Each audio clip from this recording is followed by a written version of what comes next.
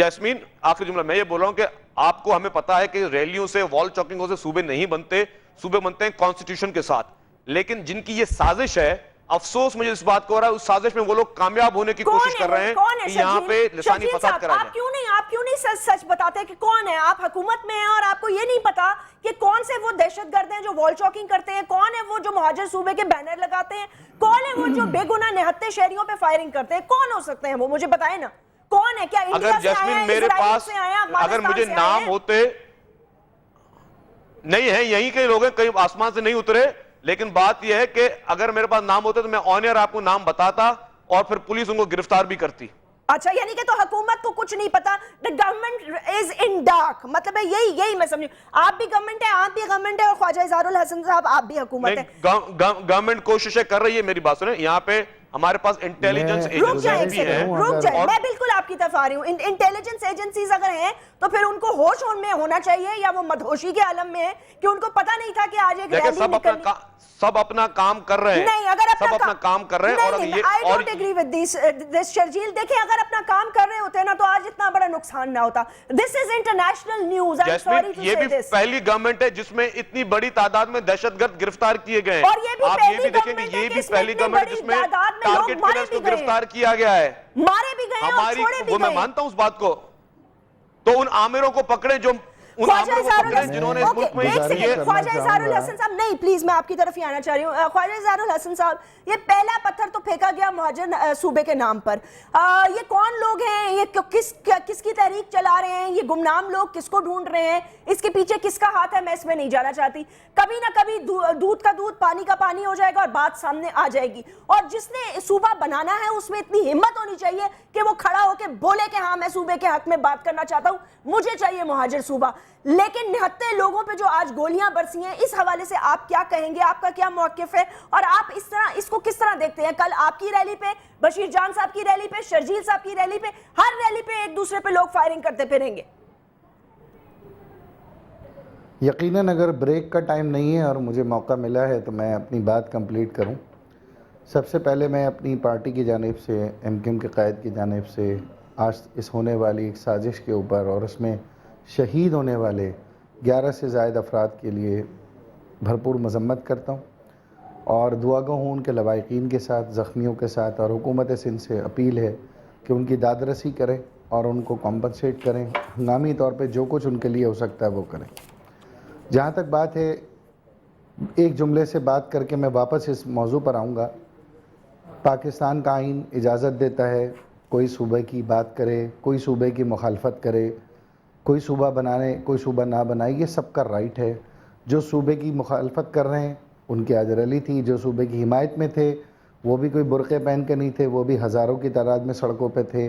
یہ ایک علیحدہ موضوع ہے، اس پہ میں آپ سے پھر بات کروں گا، لیکن صرف ایک گزارش کروں گا۔ صوبوں کا مطالبہ پاکستان کا کانسٹیٹیوشن اجازت دیتا ہے فریڈم آف اسپیچ کا۔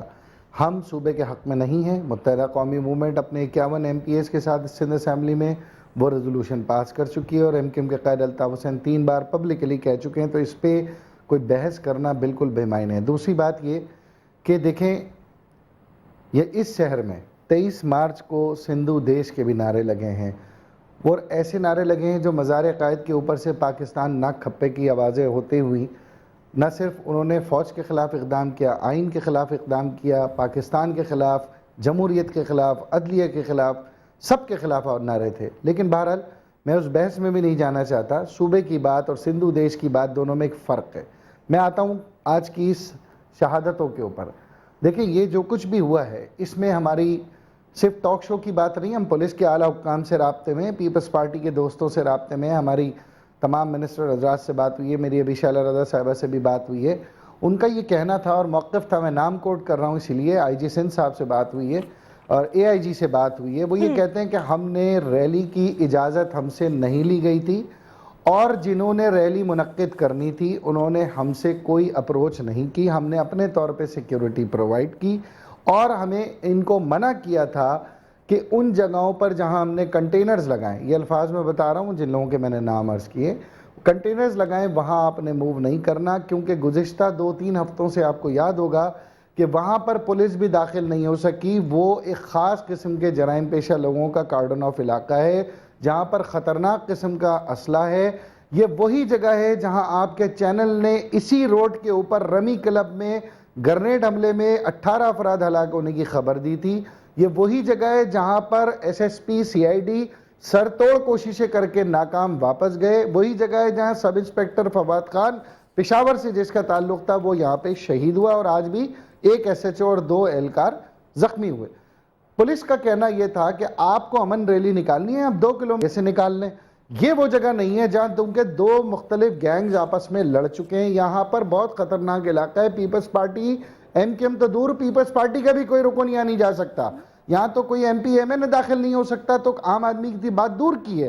تو اب سوچنا یہ ہے، جو اینگل ہے اس بات کا وہ یہ ہے، یہ کون لوگ تھے جنہوں نے اس ریلی کو پلانٹ کیا. اس ریلی کی آڑ میں ہم نے وہ میڈیا پہ تصاویر دیکھی کہ مسلح لوگ گلی کے دوسری طرف فائرنگ کر رہے تھے. یقیناً وہ ریلی کے لوگ نہیں ہوں گے، لیکن اتنی بڑی تعداد میں اسلحہ نظر آ رہا تھا، اور یقیناً سامنے سے بھی اسی قسم کے خوفناک حیوان جو ہے نا وہاں سے بھی فائرنگ کر رہے تھے، جس کے کراس فائرنگ میں یہ ریلی کے جو بے گناہ لوگ ہیں وہ شہید ہوئے.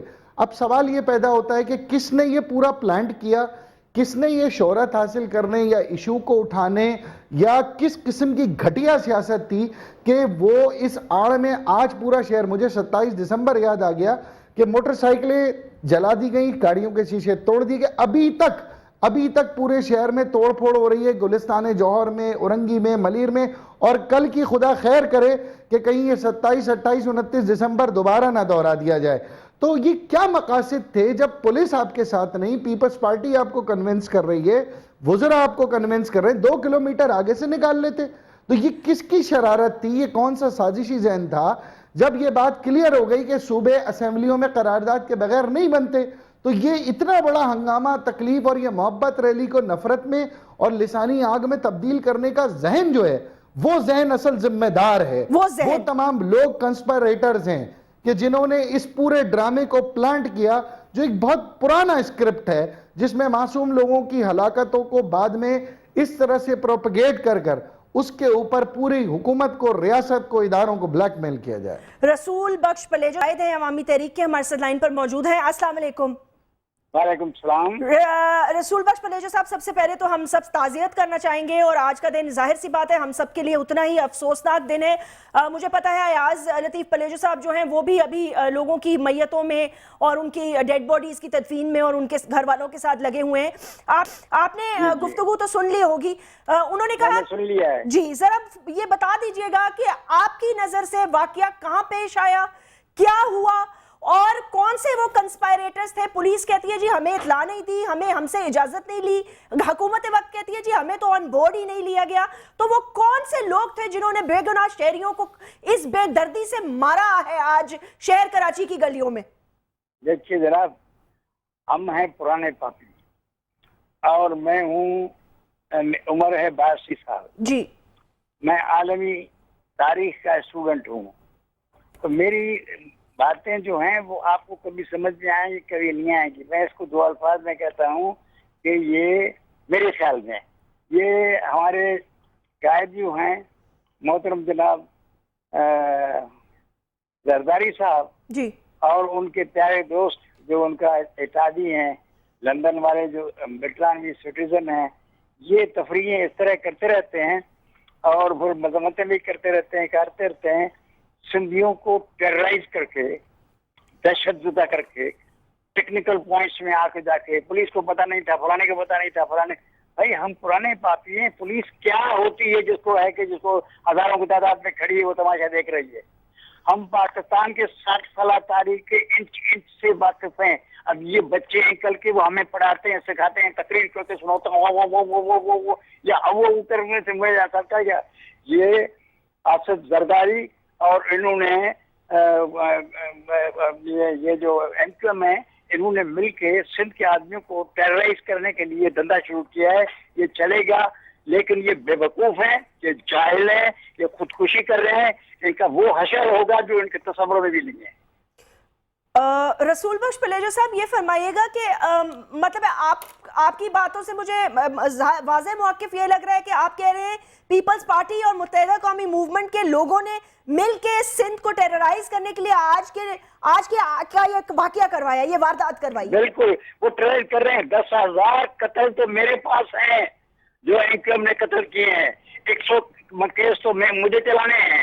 मुझे एक एक लफ्ज से जो इन्होंने कत्ल किया, ये तो टेररिस्ट है, टेररिस्ट गैंग लेके ये आ गए। अमेरिका ने रखा है this is the terrorist American occupying army. NATO की ऑक्यूपेशन आर्मी है, यहाँ टेररिस्ट करके जैसे गुलाम बना दिया है, सारे मुसलमान को दुनिया को गुलाम बना दिया, ये कर दिया है। अंग्रेज चला गया, अमेरिका को पावर दे गया, फ्रेंच को, फ्रांस वालों को, उनको सारी दुनिया के जो एम्पीरियलिज्म थे उन्होंने सब अमेरिका के फेवर में दिया।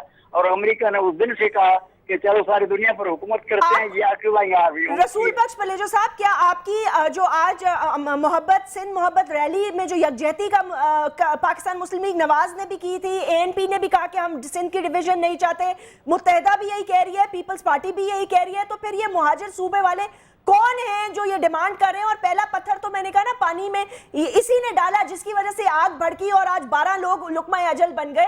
तो ये कौन कोई भी मुहाजिर सूबे वाला नहीं है, ये जरदारी है। और ये जो हमारे साहब हैं लंदन वाले, वो ये एमक्यूएम है, पीपल पार्टी, और ये दोनों मिलके साजिश करके ये पिछुंगड़ी सामने पेश कर देते हैं जैसे इनका कोई जवाब नहीं हो सकता। ये तो सवाल है कि भाई तुम्हें सुबह चाहिए ना, जाके यूपी सीपीएम बनाओ, इधर क्या कर रहे हो? तुम्हें किसने कहा है कि तुम यहाँ आए हो? तुम्हें यहाँ रहने का क्या हक है? इंटरनेशनल में क्या है? कहीं तकलीफ होती है तुम आए, वो तकलीफ खत्म हो गई। इंडिया में कोई फसादत नहीं हो रहे हैं, जाओ अपने घर में, इधर क्या कर रहे हो? तो ये तो वडेरे हैं, जो वडेरे चुप हैं, बक बक बक बक बक कर रहे हैं सारा दिन असेंबलियों में। ये करते हैं असेंबली में, उन लोगों को आएंगे जो अमेरिका के जूते चाटेंगे, वो असेंबली में आएंगे। इनको अपना हशर समझना चाहिए। ये सिंध करोड़ों से लड़ चुकी है, ये अरबों से लड़ चुकी है, मुसलमान मुगलों से लड़ चुकी है, अरबों से लड़ चुकी है। आप लोग एक दूसरे से चाहिए इनको नहीं। रसूल बख्श पलेजो साहब, एक सेकंड से मैं एक छोटा सा वक्फा ले लूं, लेकिन बात यह है कि क्या आप इनको मारने की धमकियां दे रहे हैं? वो आप कह रहे हैं उन्होंने आपको मारा है, तो ये तो पूरे सिंध में आग लग जाएगी। पता नहीं कल क्या होगा आपकी हड़ताल के बाद। ये तो बहुत मतलब है दुख की बात है। फिर इस तरह किस तरह चलेगा? कह रहा हूं कि इन्होंने कत्ल किया है ये, लेकिन ये 10,000 कत्ल तो पहले कर चुके हैं। ये तो रोज करते हैं कत्ल, हर जगह पर करते हैं। कौन सा दिन है जो कत्ल नहीं किया है? मैं वकील हूँ, मैं कहता हूँ 12 मई को किसने कत्ल किया? 12 मई के बाद कितने कत्ल किया? ये तो रात दिन करते रहते हैं ना। मैं उधर बैठा था हाईकोर्ट में, आइए इधर इनको माफी मांग दो वरना तुम्हें कत्ल करके बोरी में बंद करके भेज देंगे। अच्छा, मैं एक छोटा सा वक्फा ले लूं। रसूल बख्श पलेजो साहब, आप हमारे साथ रहिएगा, लेकिन मैं आपसे एक और बात भी पूछना चाहती हूँ। आप अपने जरा बेटे से ही पूछिएगा, उन्होंने अपनी प्रेस कॉन्फ्रेंस में ही कहा है कि मुझे एक मखसूस पार्टी ने टेक्स्ट मैसेज कर रात को ये थ्रेट किया था, अगर ये रैली निकाली तो 12 मई से बुरा हाल होगा। ये बात दुरुस्त है नहीं इस वक्फे के बाद?